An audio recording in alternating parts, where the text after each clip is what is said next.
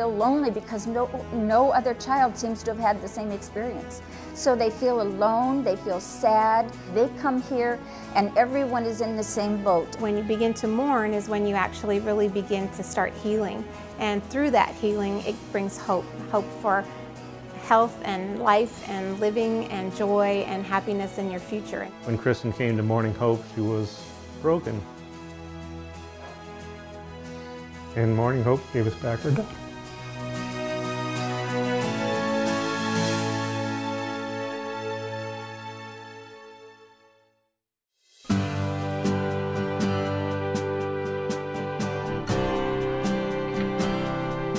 Every year on Memorial Weekend, Morning Hope hosts a family reunion.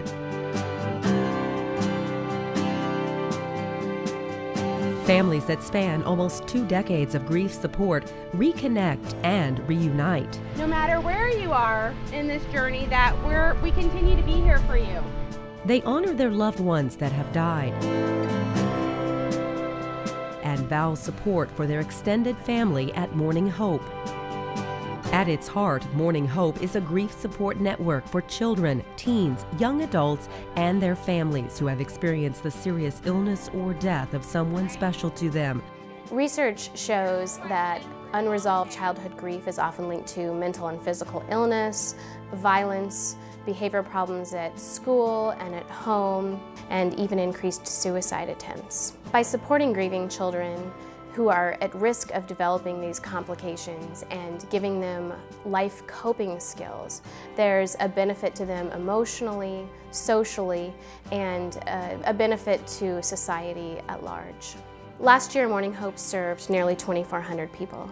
Not only do we provide support groups to bereaved families, but part of our mission is to serve as a grief resource center for counselors, teachers, clergy, mental health professionals, and the community who are seeking grief resources and referrals. The families express extreme relief when they find out that our services are available to them at no cost. They are available at no cost thanks to the generosity of our community. The core of Morning Hope is a 10-week family grief series. Cool. Where'd you guys go? Like to New Mexico and to Denver, Colorado and stuff. Wow, cool. Within the 10-week period, we become a very close community. When they connect with someone else close in their age, to their age, and they have shared experiences, the feeling of support, the look that comes over their face when they feel, you can just tell they don't feel alone anymore. Children and teens really grieve a lot differently than adults. Each person grieves differently, but developmentally, their ages and what they can understand is different. They don't really have the understanding of the concepts that are so abstract, and so it's really important in our program that we divide up into ages and groups to address that need at their level and provide them opportunities through dance or through music or through activity and arts and stories and all kinds of things that really address them at their age to help them process what they've experienced. Okay, and when you stuff and you stuff and stuff those feelings, we talked about that, what happens? It explodes. You explode.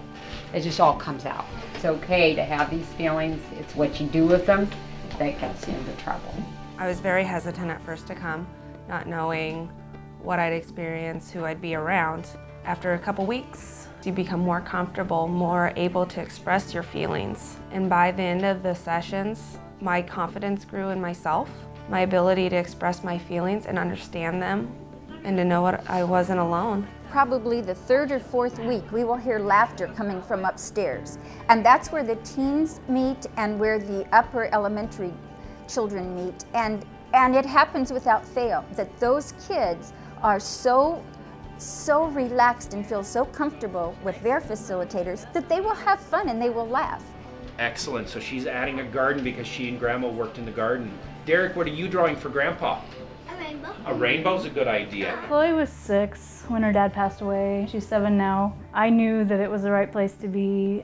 They were helping me figure out how to help her, and that's what I really needed. I made a pillow of my dad's shirt. It was really fun. I sleep with it every night to remind me of my dad. It's a really great experience because you get to talk about it more and you don't feel like an outcast or weird talking about it. It does help you. Through the time that I've been here, it really has helped me a lot. How to grieve, just a lot of support. I had a huge family support group and a huge group of friends and coworkers that were ready and willing to do anything they could to help us along. But for us, the true help was through Morning Hope. It's definitely helped me understand how to explain things better to her when she has questions. She knows that it's okay to, continue to smile and laugh and talk about her dad.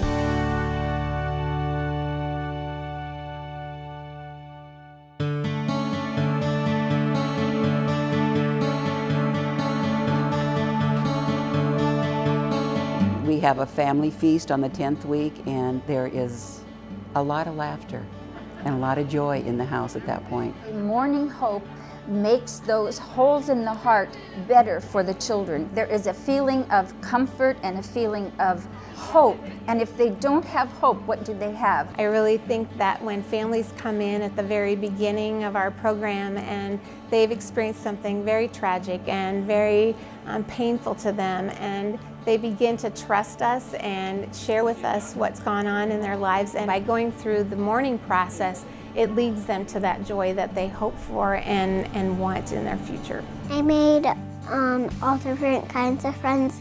Morning Hope is a wonderful place. To learn more about Morning Hope, log on to morninghope.org.